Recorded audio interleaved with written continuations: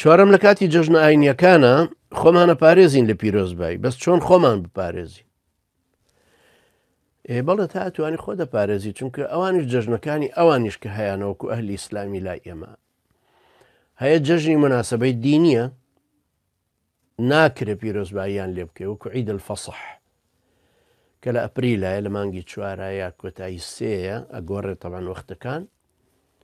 کە باوەڕیان وایە سەیدنا عیسا دوای لە سێدارەدان و مردنی هەستایەوە زیندوو بۆت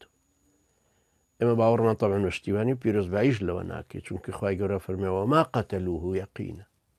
بە تەئکید بە دڵنیاییەوە نیان کوشت ئەمایان کە پێوتر عید الفەسح جائز نییە پیرۆزباییان لێ بکەی بەڵام سەری ساڵە پیرۆزباییان لێکەی عادیە ئەوە هەر عادیە بۆ هەموو کەسێک یعنی سەری ساڵ هەر عادیە پێی بڵێ ئەمما